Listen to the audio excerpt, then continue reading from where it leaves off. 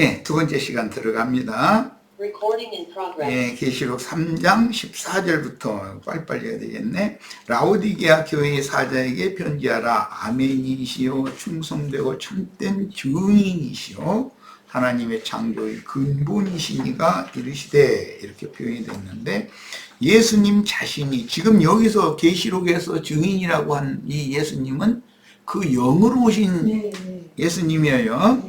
자, 내 이름으로 아버지께서 제자들에게 보내주리라고 예언하신 또 다른 보혜사는 진리의 영을 받을 것이라는 약속에 따라 우리가 하나님께서 보내신 그 영으로 침례를 받았고 복음의 제사장 직무를 위임받았으므로 복음을 전하는 그 사역에 생명을 아깝게 여기지 말아야 합니다. 이것이 진짜 증인들이에요. 그래서 증인이라는 그 문자 속에는 순교자라는 개념이 있는 거예요. 자, 제사장 직분을 위임받은 그랬는데, 위임이라는 말을 직역하면 그들이 손이 채워진다 이런 뜻이고, 대리하도록 맡긴다는 뜻이므로 위임이라는 건 내 대신 누구가 한다 그 말이에요. 그러니까 예수님이 우리에게 위임을 하신 것은, 하나님이 예수님께 위임하신 것을 아버지와 아들과 모든 하늘과 땅의 모든 권세를 아들에게 맡겼죠. 아들이 다시 제자들에게 위임 또 맡기는 거죠. 그런데 그 영께서 오늘 우리들에게 위임을 하신 거예요. 그래서 우리가 다 왕같은 제사장들이 된 거예요. 그래야만 피로 사신 성도들은 누구나 다 나라와 제사장이 될 수가 있는 거예요. 자, 신국의 통치자이신 야훼 하나님께 모든 생물을 다스리도록 대리 통치를 위임받은, 여기 통치라고 하는 이 생에서의 통치라는 개념은 사람들에게 전도를 해서 예수 그리스도의 그 영의 말씀으로 각자가 다 다스림을 받게 해줘야 되는 거예요. 그래서 하나님 나라 백성들이 되게 해줘야 되는 거죠. 자, 이제 그것을 네 죄든지 사해주면 그들이 사함 받을 것이고, 네 죄든지 그대로 두면 그들의 죄가 그대로 있을 것이다. 그 말은 세상 임금, 세상 나라, 세상 백성으로 살아있는 동안은 그대로 사는 것은 죄인이죠. 그 회개하고 그리스도께로 돌아오게 하는 것은 죄를 사함받은, 지난 죄들을 사함받은 사람들이에요. 개념을 잘 정리를 하시기를 바라요. 그래서 그 그리스도시며 첫사람인 아담은 오실자의 표상이었으므로 에덴 동산과 그 땅을 다스리도록 하나님께 위임받은 왕이며 제사장이었습니다. 그러니까 처음에 왕같은 제사장은 아담했었죠. 첫 아담. 그런데 그 첫 아담은 하나님께로부터 위임받은 왕같은 제사장 직위를 마귀에 의해서 빼앗겨버리고 마귀가 가져가 버렸어. 그 마귀가 하나님 나라의 왕같은 제사장이 아니라 세상 나라의 왕같은 제사장 노릇을 지금 하는 거예요. 그게 유대교의 유대인의 왕 예수야 되는데, 유대인의 왕 헤롯이 예수를 죽이려고 그러죠. 지가 유대인의 왕 노릇을 하려고. 그건 에돔 사람이에요. 육적인 사람이에요. 그는 영적인 사람이 아니고. 그리고 유대교의 제사장들이 아론 반차의 직분을 가지고서 헤롯 왕과 부딪혀 서로 그래가면서 그냥 평상시에는 헤롯 왕과 유대교의 제사장들이 맞지 않았어. 그런데 예수를 죽이는 일에는 갑자기 친해져 버려. 이제 뭔 소리인지 뭔 말인지 아시겠죠? 자, 여기까지 이제 일단 성경에 대해서 우리 형제 자매들 계시가 임하기를 바라고, 자, 빨리빨리 읽어나가겠습니다. 창세기 1장 26절로 28절. 하나님이 이르시되 우리의 형상을 따라 우리의 모양대로 우리가 사람을 만들고 그들로 바다의 고기와 하늘의 새와 가축과 온 땅과 땅에 기는 모든 것을 다스리게 하자라고 그랬는데, 여기 다스린다라는 말은 왕으로서 정복하다, 지배권을 갖다, 이제 그런 개념이 있어요. 자, 그 다음에 28절도 보겠습니다. 하나님이 그들은 하나님 형상과 모양으로 만들어진 남자와 여자예요. 그들에게 이르시되 생육하고 번성하여 땅에 충만하라. 땅을 정복하라. 바다의 물고기와 하늘의 새와 땅에 움직이는 모든 생물을 다스리라. 여기 똑같은 용어예요. 1장 26절과 같이 이거는 정복하고 지배권을 갖는다는 거예요. 자, 이런 구원을 표상적으로 맨 먼저 받은 사람이 아담 부부였죠.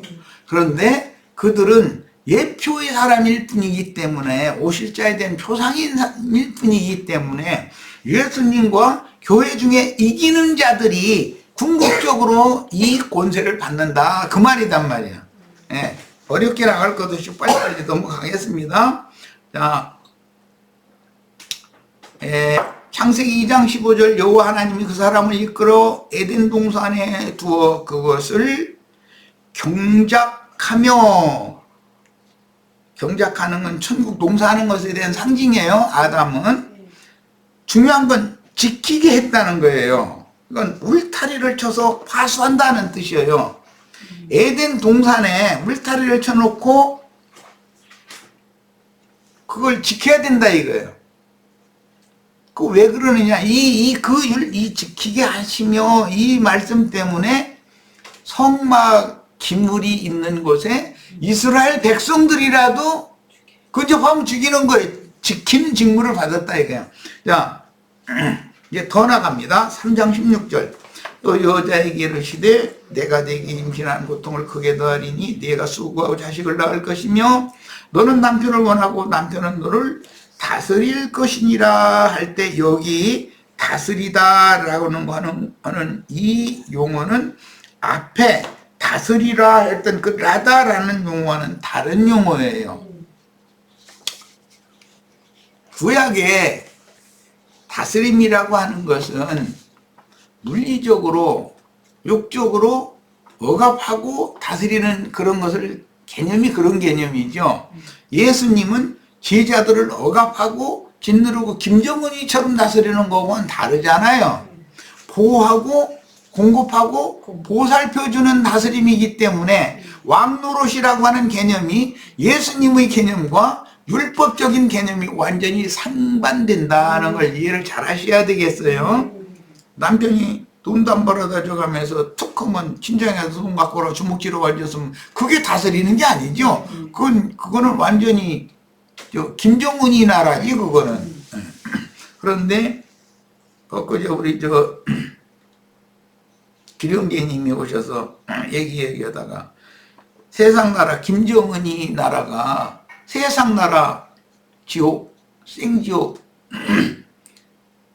목회자들이 김정은이와 같은 독재자들이다. 다 지멋대로 다 한다 이거야. 지멋대로 말 안 들으면 다 찍어 눌러버려, 쫓아내버리고 다. 그러니까 영원한 지옥 사자는 누구다?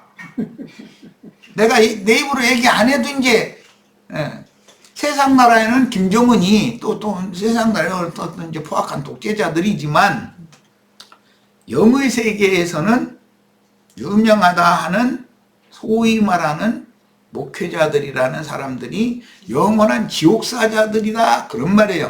이 생 너머로 그들은 그들의 세계로 갈 거고, 그러니까 그 유명한 목사들에게 붙잡혀 있으면 지옥으로 끌려갈 거죠. 그래서 주님의 증인을 만나서 주님의 증인과 동역해서 천국으로 데려감을 받아야지 귀신들의 악령들의 옥에 갇혀가지고 거기서 주장하고 지배하고 있는 음녀 일곱 머리들에게 인도를 받는다는 건 그들에 이끌려서 그들은 지옥사자니까 당연히 지옥에 들어갈 거 아니에요. 지옥에 들어가도 그들의 세상이죠. 그들은 다스리는 자니까. 김정은이 나라, 김정은이 몇몇만 그들만의 세상이지, 백성들은 지금 생지옥을 살고 있는데 그들을 뭐라고 가르쳤냐면 남한에 가면 전부 깡통 차고 다니고 전부 거지들만 있고, 지금은 아마 그런 것도 안 속을 것 같은데, 이제는 인터넷이 발달해. 그런데 북한에서는 대한민국 인터넷이 거긴 잡히지 않게 만들어 놨지. 이게 우리나라에서도 북한 김정은이가 그 내보내주는 인터넷은 우리나라에서도 안 잡히잖아요. 그런 것처럼 이게 서버도 그런 것 가지고도 이게 지금 다 이제 차단하고, 정보통신부라는 것이 북한에도 있고 우리나라에도 있고 각 나라가 다 있는 거예요. 자기네 나라의 그걸 지켜야 되니까.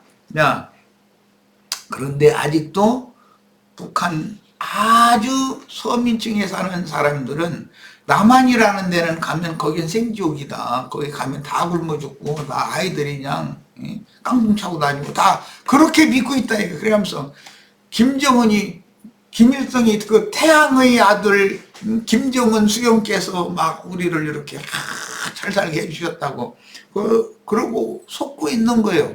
야, 그거는 세상 교회 사람들이 똑같은 이치죠. 저희는 죽으면 천당 갈 거라는 거기 꿈이 대단히 크면서 자기네들만이 신앙생활 제일 잘하고 하나님이 자기네들만 생각해. 우리 목사님, 이렇게 훌륭한 목사님 세워가지고 이렇게 우리로 하여금 배부르게 뭐든지 먹을 것, 마실 것 풍성하게 공급한다고 이러고 있는데, 이렇게 하나님의 백성들을 불러내는 말씀, 내 백성은 나 이제 그녀에서 나와라 그러는데, 이런 소리가 그들에게는 기독교계 목사들이 이런 말을 들으라고 해요? 차단해요? 김정은이가 대한민국에서 뭐 이런 인터넷 같은 거 방송하면 자기 백성들 저 남한에서 방송하는 얘기고 남한 사는 거 다 그런 거 다 봐 그래요. 그 보면은 보다가 들키면은 공안한테 잡혀가가지고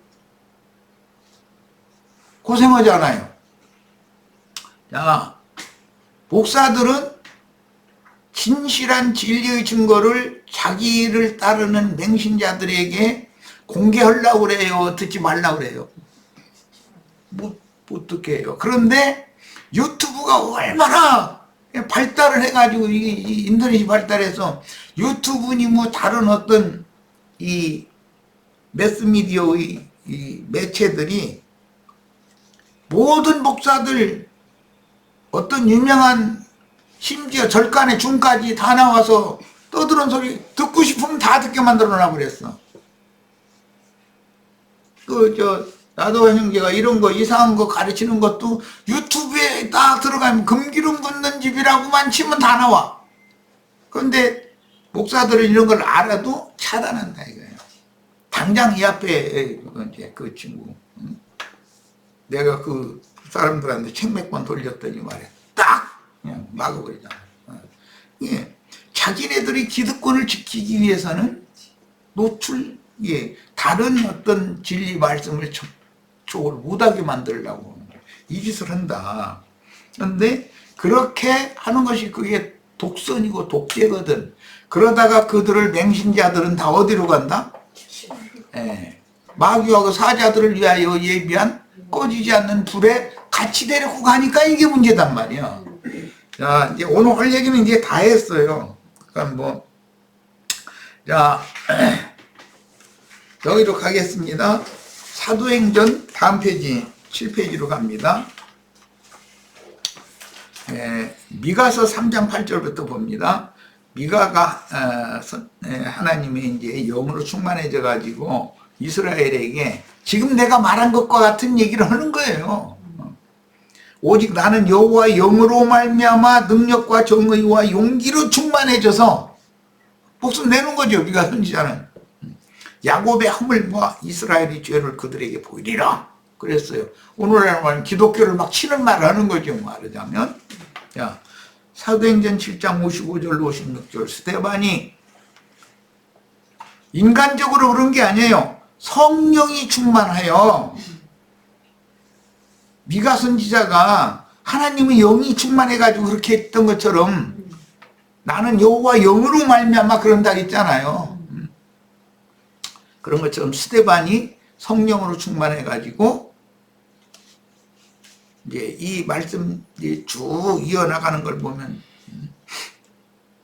사람의 손으로 지은 전에 하나님 계시지도 않는다라는 것과 너희가 율법 잘 지킨다 해가면서 사실은 하나님의 말씀을 다 범했다. 그러니까 너희 조상들이 광야 40년 동안에 하나님께 제사 한 번이나 한 줄 아냐? 하나님 그런 제사 받은 적도 없어. 막 잃어버리는 거예요. 그러면 오늘날 기독교계 목사들이나 기독교인들 보고 너희들 예배당 성당이 열심히 나가서 평생을 그러고 다니는데 하나님은 너희들 예배 한 번도 받은 적 없어 이 말이잖아요. 그러면 가만 놔둬요. 일을 살려들어서 해코지를 해요? 당연히 이렇게 되겠죠. 자, 우리 형제 자매들 한꺼번에 외치시는 날이 빨리 오기를 바래요. 그래야 이게 무너지니까 하는 소리요. 자, 이제 민수기 3장 4절 본문으로 합니다. 나답과 아비후는 시내 광야에서 여호와 앞에 다른 불을 들이다가 여호와 앞에서 죽어 자식이 없었다 그랬어요.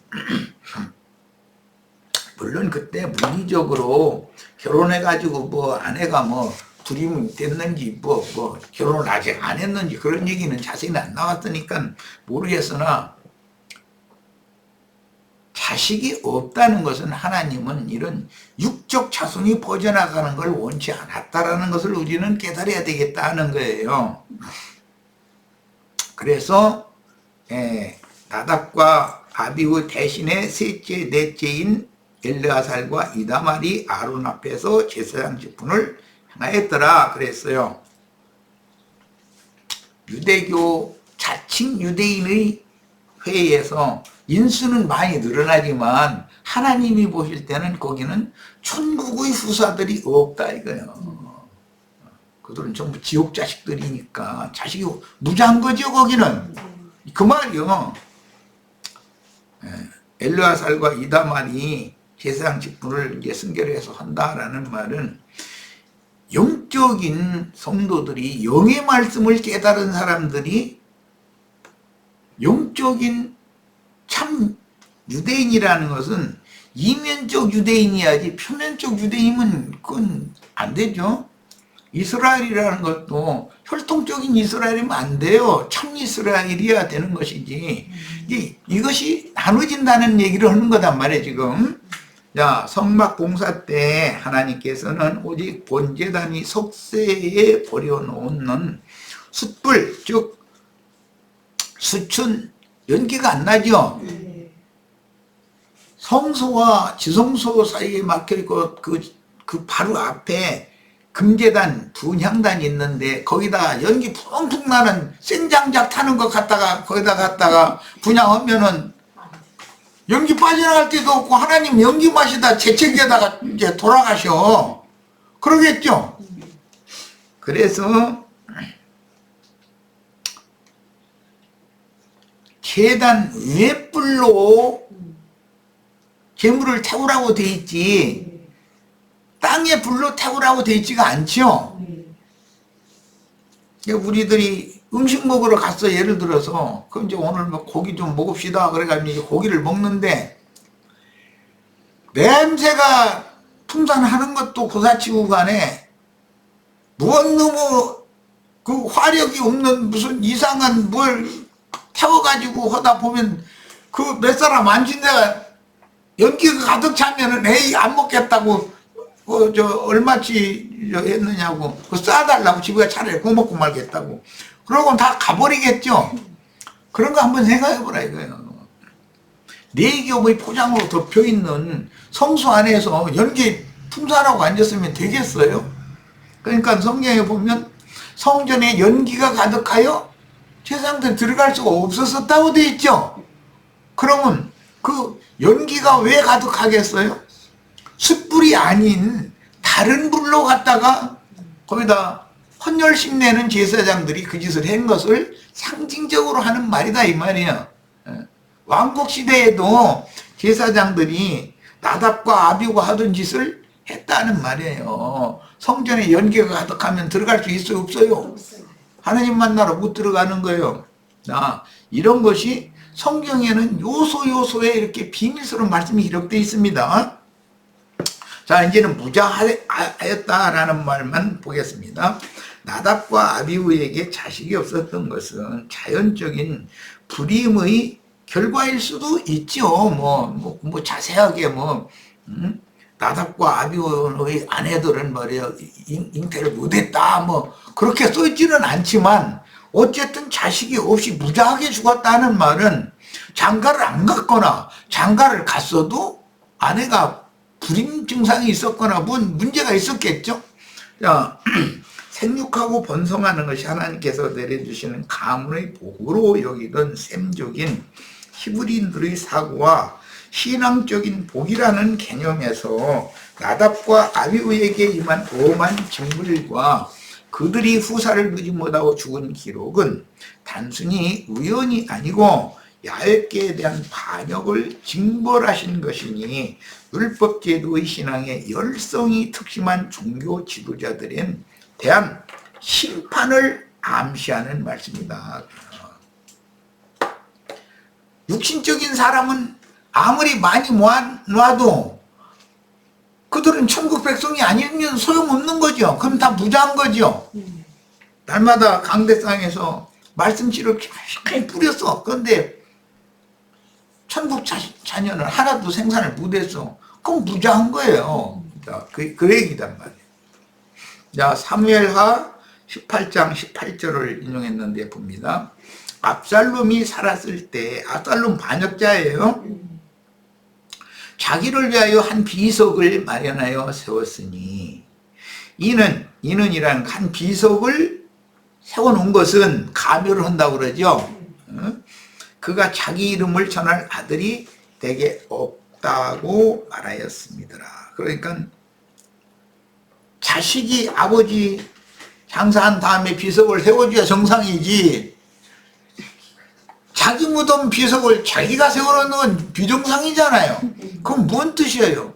하나님은 후대를 주지 않고 그 이름을 유전하게 하시지 않았지만 내 이름이 계속 세상에 남기를 바란다 이 말이죠. 비석에다가 압살롬의 지묘라고 써붙여가지고 해놓으면은 자기 이름이 세상에 계속해서 알려지기를 바라지만 하나님은 그거를 무자한 상태로 죽게 할 때는 뭔가 하나님의 생각과 지금 서로가 다르다라는 말이잖아요.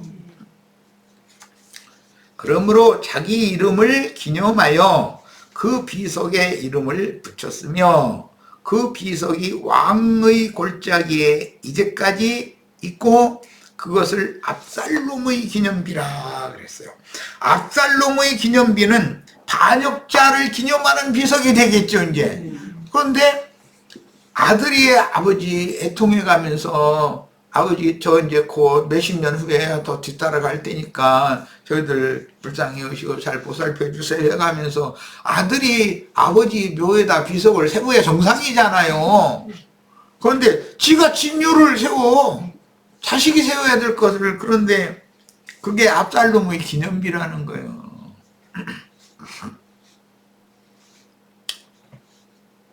세상 교계에 많은 유명하다 하는 자들이 사실은 왕 중에 왕이신 예수를 반역하는 반역자들일 수 있죠. 그래가면서 자기 이름을 유전시키고자 하는 거예요. 이것은 바벨의 사제들의 특징이요. 바벨의 특징은 우리가 우리 이름을 더 드러내자, 이게 특징이죠. 그런데 압살롬이 그걸 역사상이 그 짓을 하더라는 거예요. 자, 이제 민수기 3장 5절로 10절 빨리 가겠습니다. 시간이 다 되어버렸네. 여호와께서 또 모세에게 말씀하시되 네 지파는 나아가 제사장 아론 앞에 서서 그에게 시종하라. 아론 앞에 서서 시종하라. 이 말은 왕 앞에 신하들이 왕의 명령을 받기 위해 대기하고 있는 상태.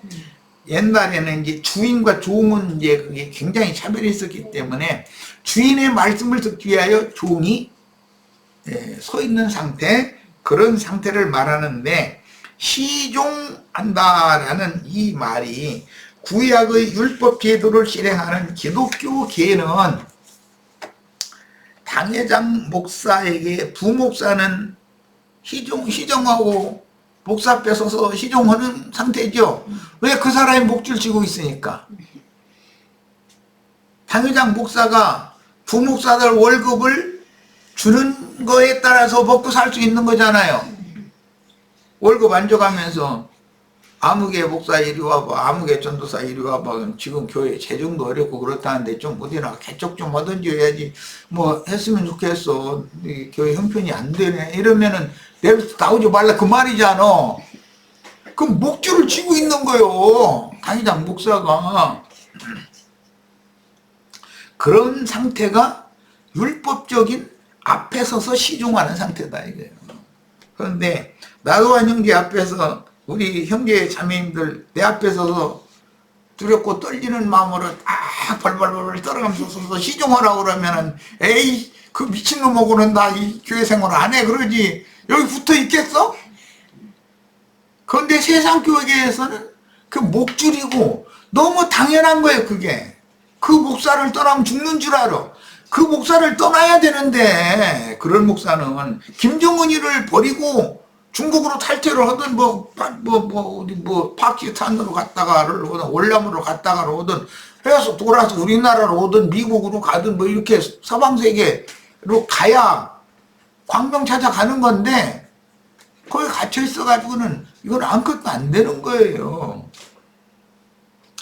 자, 이제 더 10페이지로 가겠습니다. 출애굽기 33장 11절을 봅니다. 그런 것이 구약시대에 그런 제도를 만들어 놓은 것이 오늘날 소위 말하는 성직자와 평신도 제도로 흘러나오게 됐다 이거예요. 그게 자기 동족이지만 선막힘을 하나님의 임재 앞에 근접하면 다 죽여버려. 그리고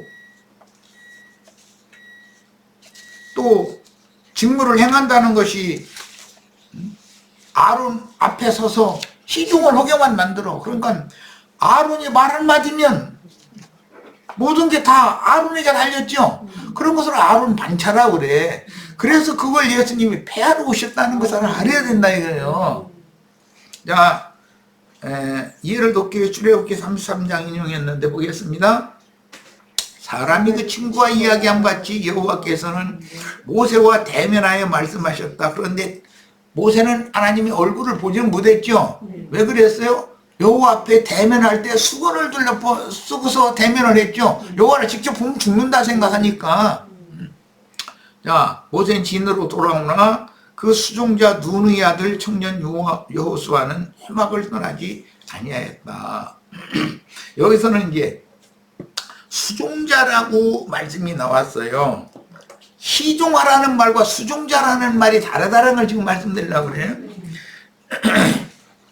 여호수아 1장 1절에도 여호수아는 모세의 수종자였었다라고 되어 있어요. 자, 이제 사도행전 13장 5절을 보겠습니다. 살라미에 이르러 하나님 말씀을 유대인의 여러 회당에서 전할세. 요한이라는 게 마가 요한을 말하는 거예요. 그러니까 바나바의 생질이죠. 요한을 바울 형제님의 수종자로 뒀다 이거. 바울과 바나바의 수종자로 뒀다. 여기 말하는 수종자라는 말과 시종하는 사람이라는 말은 다르다. 예배당 당회장님 앞에 부목사들이나 전도사들은 시종하는 거죠. 시종. 그런데 우리 형제 자매님들은 수종을 해야 되는 거예요. 여기 수종이라는 말은 달라요. 이것은 조수, 보조자라는 뜻이다 이거예요. 왕과 신하의 관계나 주인과 종의 관계가 아니고, 공무원들이 시험에 합격하면 바로 직무를 맡기는 게 아니죠. 연수원에 가서 연수를 받죠. 공무원이 어떻게 봉직을 해야 된다는 것을 가르친단 말이야. 자, 그 다음에 어떤 부서의 배정을 받으면 거기에서 바로 옆에 사무장이 있어요. 그 뒷자리에는 또 옆에 선배한 사무장이 오늘부터 네가 이 직무를 행하는데 이제 설명은 다 해주죠. 이렇게 이런 민원이 들어올 때 이렇게 해라 이런 걸 다 설명해 줘도 버벅거리잖아요, 처음에는. 그러니까 익숙하게 하는 사람 옆에서 같이 앉아서 얼마를 함께 하게 한다. 배워야 된다. 직접 실습을 해야 된다 이거예요. 이론으로 배운 것과 실습을 하는 건 다르죠. 몇 달 후에는 자기 선배는 다른 부서로 옮겨버리고 그 사람이 그 자리에 앉아서 이제 그 직무를 하게 되는 거죠. 자, 이와 같이 수종자라는 말은 보조자라는 뜻이다.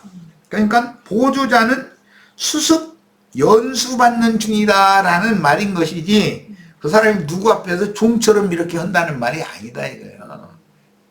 이제 물론 이제 이것은 좀 예를 들겠습니다. 군대에는 가면은 나는 이제 155mm 그 포대에 근무를 하다가 왔는데 155mm의 포를 어떻게 포탄 어떻게 장전하고 장약은 어떻게 해놓고 어떤 방향으로 이 포신을 돌리고 좌우 상하 어떻게 돌리고 해가지고 0점 표적을 열수해가지고 가운데 정중앙에 딱 0이라는 자리에 오게 만드는데 그 빠른 시간 내에 그걸 다 해야 되거든. 그 이제 계속 그걸 이제 연습하면 나중에는 이제 사수가 되면 눈 감고 돼. 사격 명령이 내리면 평가 얼마, 사각 얼마고 이제 그 전통으로 이제 내려오면은 눈 감고도 얼마라는 거 하도 해버리니까 밥 먹고 계속 그것만 오니 뭐. 그러면 거의 맞추거든. 눈 감고도. 대충 맞춘 거에다가 딱 쳐다보고서 가늠자 쳐다보면서 정확하게 하면 금방 맞출 수 있거든. 그런데 조수는 자기가 직접 안 해보기 때문에 사수는 능수능란하게 하지만 조수는 그게 굉장히 오래 걸린단 말이에요. 포사격 준비를 다 완료하는 것이. 자, 그래도 그 사람 제대하기 전에, 사수가 제대하기 전에 조수를 길러놔야죠. 그 이제 그 사단이나 군단이나 이런 데서 이제 그 포술 이제 훈련 시험으로 이제 나오면은 사수를 시키지 않고 딱 의도적으로 조수 불러버리거든. 그러면은 그 사수가 내 조수는 지금 내 밑으로 들어온 지가 이제 군대 여기 우리 부대에 온 지가 불과 뭐 2달밖에 안 됐습니다. 이제 그럼 그걸 정확하게 얘기를 해야 돼. 그럼 포대장 조수가 뭐 하나포의 이 사수 밑에 있는 이 조수가 여기 전이 온 지가 얼마 됐어? 대비 아무개 그러고 나서는 이제 뭐 2달이면 뭐 몇 년도 몇 월 며칠 날 이렇게 저희 포대로 이제 전임했습니다. 계속 근무하겠습니다. 하고 또 다른 어떤 때는 이제 뭐 충성하겠습니다. 뭐 이렇게 해서 이제 그렇게 보고를 하거든. 그러면 봐주지 1년 넘었으면은 절대 안 봐줘요. 그 사수가 영창가. 조수를 잘 길러놓지 않았다 이거. 그러니까 자기만 잘하는 거 소용없다 이거요. 조수를 데리고 가서 계속 시켜야 되는 거예요. 그럼 나중에 자기 제대할 때 되면 조수가 눈 감고도 대충 딱 표적지를 맞추게끔 만들어 놓고 나서 실제 사격 명령이 내려오면 정확하게 몇 톤에 딱 맞춰놔야 되거든. 예. 그렇게 밥 먹고서 하는 일이 그 일이요. 그거 하려고 군대 간 거니까. 그렇게 안 하면 만약에 전쟁 상황이 오면 포가 있어도 무용지물이잖아요. 사수가 제대했는데 조수는 안 것도 무대. 그럼 뭐야 그게. 그럼 큰일 나는 거죠. 그런 것과 같다. 항상 이론 교육을 하는 것과 그 앉아서 이런 교육은 어마어마하게 자주 받고 날마다 비만 오면 앉아서 날마다 그림 그려가면서 와서 전부대장이라는 사람이 그 설명하고 또 하고 계속 그러거든. 네. 그러는데 실제 그걸 해보는 거건 다르거든. 견습을 받아야지. 네. 머릿속으로는 있는데 그게 안 되는 거야 이게 맘대로가. 쓸데없는 얘기는 아니지만 네. 수종자라는 것은 조수, 보조자라는 뜻으로서 수습, 연수 중인 봉사자다. 그가 그 자리를 비우는 경우는 이 연수 중인 사람이 사손 노릇을 해야 된다, 그런 뜻이다. 그래서 우리들은 이제 저 뒤에 가면은 시간이 다 됐으니까 마쳐야 되는데 꼭 다 읽으시기를 바래요. 법궤의 그 모형도를 내가 이제 사진으로 이렇게 해줬어요. 법궤의 규격이 있는데 정사각형의 우리 이제 한 뼘이 한 20cm 뭐 이쪽 저쪽이다 그런다면 2cm가 넘으면은 한 뼘 반 정도의 한 직각 또 좌우 한 30 몇 cm 정도 딱 되는 한 뼘 반 정도 되는 그 규격을 길이로 약 1m 되는 그런 함이에요. 함, 괴짝. 그런데 그 괴짝에다가 가늠대를 2개를 양쪽에다 길게 금가늠대를 대놓고 나서 앞에서 한 사람 어깨 미고 뒤에서 또 한 사람 어깨 미고 미에서 옮기도록 이렇게 고안이 되어 있는 거다는 거예요.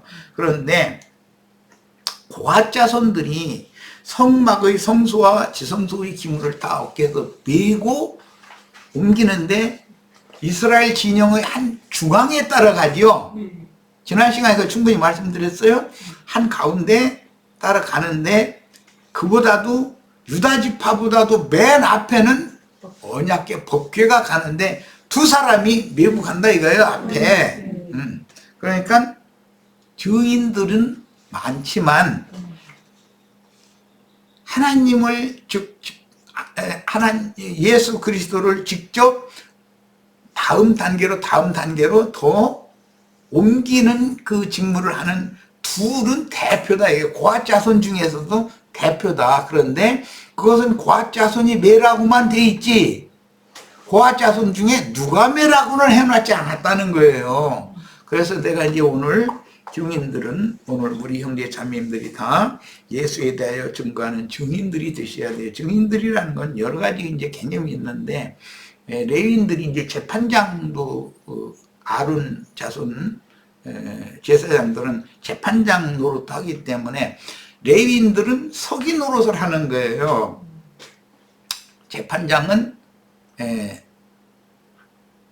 제사장들이 하고 그리고 재판장 양쪽으로 재판장을 보조하는 배심원석이 있어요. 배심원석이. 그게 재판부라고 그러죠. 그 보고 전체를.